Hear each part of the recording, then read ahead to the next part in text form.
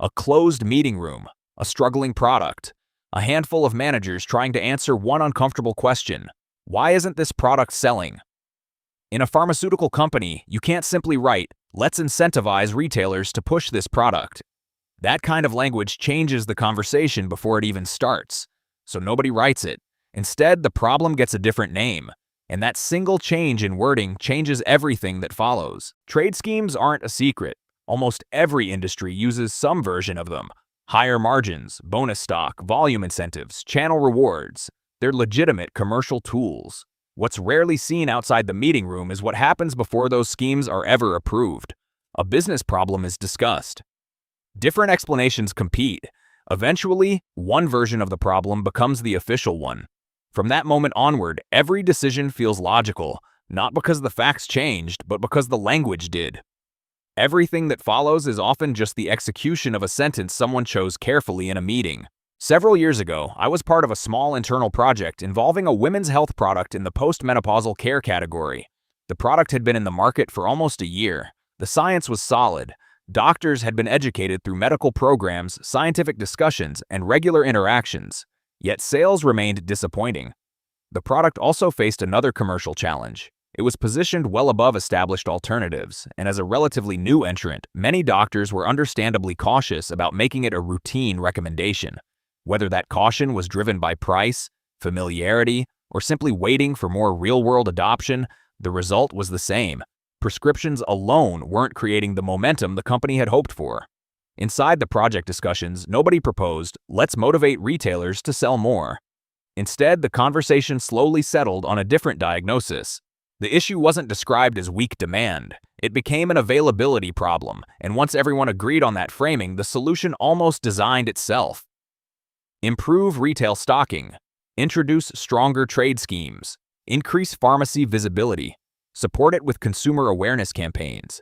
No dramatic debate, no ethical confrontation, just a different understanding of what the business believed needed fixing. In health and nutrition categories, retailers often influence purchase decisions far more than most consumers realize.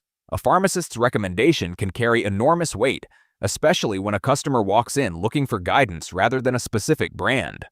As retail availability improved and consumer marketing ran alongside it, something interesting happened. Within a few months, customers themselves began asking about the product more frequently. The organization had stopped asking, "Why aren't doctors prescribing this?" and started asking, "Why isn't this available where customers are making buying decisions?" That single shift didn't just change the conversation. It changed budgets, it changed priorities, it changed incentives, it changed execution, and eventually customer behavior changed too.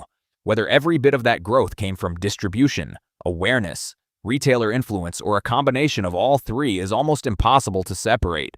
But one thing became very clear. Changing the way the organization defined the problem completely changed the actions it took. This story isn't really about pharmaceutical companies. It's about how organizations think. Across industries, the words used to describe a problem often determine which solutions feel acceptable. Retailer incentivization. Improving channel availability. Those phrases can lead to remarkably similar actions.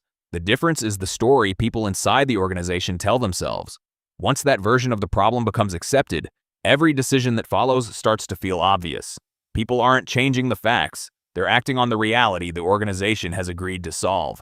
Nobody has to be a villain. Nobody has to break the rules.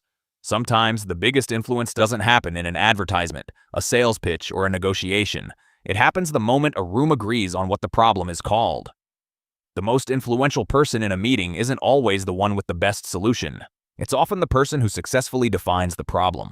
Over the last few cases, we've kept opening the same kind of room. Once it was a children's product, and the story a parent was told to feel reassured by. Once it was a supplement for adults, and the story a label was written to imply. Once it was a prescription, and the story a doctor was given, one visit at a time. And this time, it was a meeting room, where the story was written before the market ever heard it. Different products, different rooms, the same invisible influence long before anyone outside ever noticed. The next time you see a product suddenly take off after months of going nowhere, don't just ask what changed in the market.